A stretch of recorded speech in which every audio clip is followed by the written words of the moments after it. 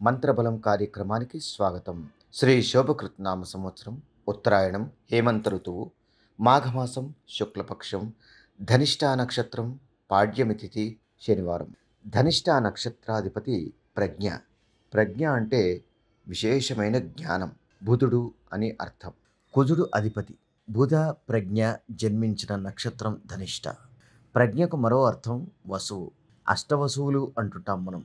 అష్టవసువుల గురించి తెలియని వారు వాస్తుకు సంబంధించి నిర్లక్ష్యం చేస్తారు. అన్నింటికీ సంబంధం ఉంటుంది. వేదాల్లో పురాణాల్లో ఈ సంబంధాలు ఉంటాయి. త్వరలోనే మనం విశేషంగా వసంత పంచమిని జరుపుకోబోతున్నాం. ఎంతోమంది ఆచరించిన అద్భుతమైన రోజు శ్రీ పంచమి. అయితే మనం ఓంకారం కార్యక్రమంలో వసంత పంచమి పర్వదినాన్ని విశేషంగా జరుపుకోబోతున్నాం. ఆ రోజు అందరూ సరస్వతీదేవిని పూజిస్తూ ఓంకారం కార్యక్రమాన్ని తిలకించి ధన్యమవ్వాలని మా మనవి. దీనివల్ల పిల్లలకు జ్ఞానార్జన కలుగుతుంది. ఈరోజు ధనిష్టా నక్షత్రం, మాఘమాసం పాడ్యమి తిథి ఉన్నందున మనమంతా ఓం ప్రజ్ఞాయై నమః అని జపిద్దాం. స్థిత ప్రజ్ఞత అంటాం మనం. ఎందుకంటే ప్రజ్ఞాదేవి అండదండలు మనకు ఉంటే ఎటువంటి విషయాలనైనా గ్రహించగలం. మంచి మాట కార్యక్రమానికి స్వాగతం. సాధారణంగా ఏదైనా ప్రజ్ఞ ఉన్నవారు మాత్రమే విజయాన్ని సాధిస్తారు. ప్రజ్ఞ అంటే ప్రతిభ, ప్రజ్ఞ అంటే జ్ఞానం, ప్రజ్ఞ అంటే సర్వస్వం. ఈత తెలిసిన వారు మాత్రమే నీటిలో పైన తేలుతారు.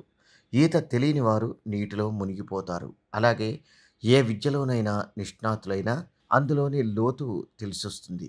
అందుకే పసివయసులోనే విద్యను కానీ ఏదైనా ప్రతిభను కానీ సక్రమంగా అభ్యసించాలి. అప్పుడే అందులోని విశేషాలన్నీ తెలిసొస్తాయి. ఏ విద్యలోనూ నిష్ణాతులు కాలేకపోతే అజ్ఞానవంతులుగా మిగిలిపోవలసి వస్తుంది. అయితే ప్రతి వారిలోనూ ప్రజ్ఞాపాఠవాలు విలసిల్లాలంటే అందుకు ప్రధానమైన కారణం గురువులే.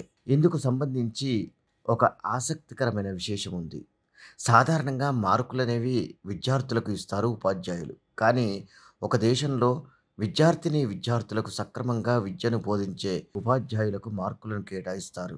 అంటే ఉపాధ్యాయుల పాత్ర అంత గొప్పదన్నమాట. అయితే ఏదేమైనా తల్లిదండ్రులు, వ్యవస్థ మారితేనే పిల్లల్లో మార్పు వస్తుంది. వన్యమృగాలను సైతం మనం దారికి తెచ్చుకుంటున్నాం. అలాంటిది పిల్లలను దారికి తీసుకురాలేమా? ఖచ్చితంగా తీసుకురాగలం. దానికి సంకల్ప బలం కావాలి. గురువులను గౌరవించాలి. అప్పుడే గురువులు నేర్పిన విద్యను సక్రమమైన రీతిలో నేర్చుకుని అందరూ విద్యావంతులవుతారు. వ్యవస్థ బాగుపడుతుంది. గురువులు ఎప్పుడూ గొప్పవారే. ఓంకారం కార్యక్రమంలో గురువులను గౌరవించమని డాక్టర్ దేవిశ్రీ గురూజీ చెప్తున్నారనే విషయాన్ని మీ పిల్లలకు చెప్పండి. దీనివల్ల పిల్లలకు జ్ఞానం అలవడుతుంది, వ్యవస్థ బాగుపడుతుంది. దివ్య పూజ కార్యక్రమానికి స్వాగతం. ఈరోజు శనివారం, పైగా బుధుడు ప్రజ్ఞాదేవి జన్మించిన రోజు. మరో విశేషం ఏమిటంటే ఇది అమ్మవారి నక్షత్రమని వేదాలు తెలుపుతున్నాయి. ధనిష్టా నక్షత్రం అంటే అమ్మవారి నక్షత్రమని అర్థం. అందుకే ఈరోజు ఉదయాన్నే దుర్గాదేవి ముందు నెయ్యితో 2 దీపాల్ని వెలిగించాలి. ఎర్ర చందనంతో అమ్మవారిని అలంకరించి ఎర్రని పుష్పాలతో పూజించి అర్చించి మిగిలిన చందనాన్ని నుదుట ధరించాలి. ఇలా ఆచరించడం వల్ల ఆత్మబలం పెరగడంతో పాటు ఇంట్లోని సమస్యలు దూరమవుతాయి. ఆయుర్క్షేమం కార్యక్రమానికి స్వాగతం. కొందరు వివాహితలకు అస్తమానం అబార్షన్లు అవుతూ ఉంటాయి. అలాంటి వారికి, శరీర ఛాయను పెంపొందించుకోవాలనుకునే వారికి దివ్య ఔషధం దానిమ్మ పువ్వులు, ఆకులు. వీటిని నీటిలో మరగబెట్టి ప్రతినిత్యం బెల్లంతో కానీ తేనెతో కానీ స్వీకరిస్తుండాలి. ఇలా క్రమం తప్పకుండా తీసుకుంటే తప్పనిసరిగా సత్ఫలితాలు కలుగుతాయి. యోగం క్షేమం కార్యక్రమానికి స్వాగతం. భూలాభానికి, భూ సంబంధిత వ్యాపారంలో అభివృద్ధికి, భూమి సమస్యలు పరిష్కారమయ్యేందుకు ఈరోజు సాయంత్రం ఒక పళ్ళెంలో తెల్లని నువ్వులను పోసి అమ్మవారి ముందు ఉంచాలి. 2 దీపాలని వెలిగించి తులసి, బిల్వదళాలు, దవనం, మరువం లాంటి వాటితో పూజించాలి. పూజానంతరం ఆ నువ్వులను ఇంటిలో చల్లాలి. భూమి అమ్ముడుగాక ఇబ్బంది పడుతున్న వారు ఒక చెంబులో నీరు పోసి అందులో వేసి మరునాడు ఏదైనా చెట్టుకు పోయాలి. ఇలా ఆచరించడం వల్ల పిత్రార్జిత ఆస్తి కూడా దక్కుతుంది. సర్వే జన సుఖినో భవంతు. మమ్మల్ని సోషల్ మీడియాలో ఫాలో అవ్వండి. లింక్స్ వీడియో క్రింద డిస్క్రిప్షన్లో పొందుపరిచాము. అలాగే ఓంకారం కార్యక్రమాన్ని జీ తెలుగు ఛానల్లో తప్పక చూడండి.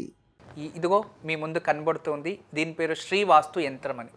ఇది చాలా రోజులు చాలా కష్టపడి చాలా ఆలోచించి దీర్ఘంగా ఏదైనా ఇంట్లో ఒక పాజిటివ్ ఎనర్జీ, కాస్మిక్ ఎనర్జీని క్రియేట్ చేసే ఒక ట్రయాంగిల్, అంటే ఇలా దీనికే ఒక రేఖాగణితలో మీకు అందరికీ తెలుసు, రేఖాగణిత శాస్త్రంలో దీనికి ఈ రేఖలు ఇలా కలిస్తే ఒక ఎనర్జీ ఉంటుంది. తర్వాత ఇలాంటి రేఖ చూసుకోండి, ఇది ఒక రేఖ మనకి ట్రయాంగిల్ షేప్లో ఉంది చూడండి.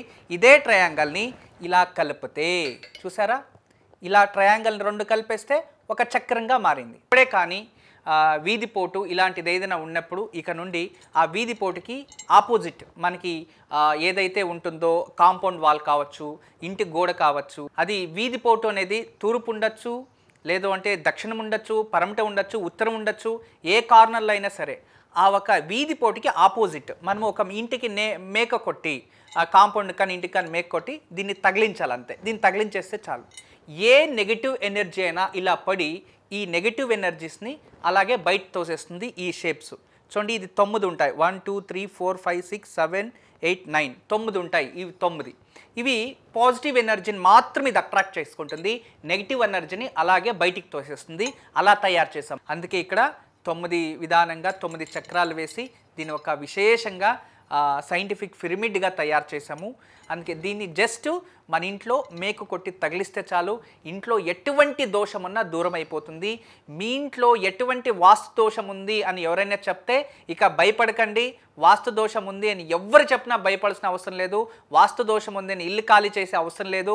వాస్తు దోషం ఉంది అని ఒక కాంపౌండ్ కొట్టేది, దబ్బేయడము, ఇల్లు దబ్బేయడం అలాంటిది అవసరం లేదు. ఎక్కడైతే వాస్తు దోషం ఉంది, ఏ గోడకు వాస్తు దోషం ఉంది, ఏ వీధి పోటుకి వాస్తు దోషం ఉందో అక్కడ మేకు కొట్టి దీన్ని ఒకటి తగిలించండి. ఇది ఒక పాజిటివ్ ఎనర్జీ క్రియేట్ చేసే అద్భుతమైన శ్రీవాస్తు యంత్రం.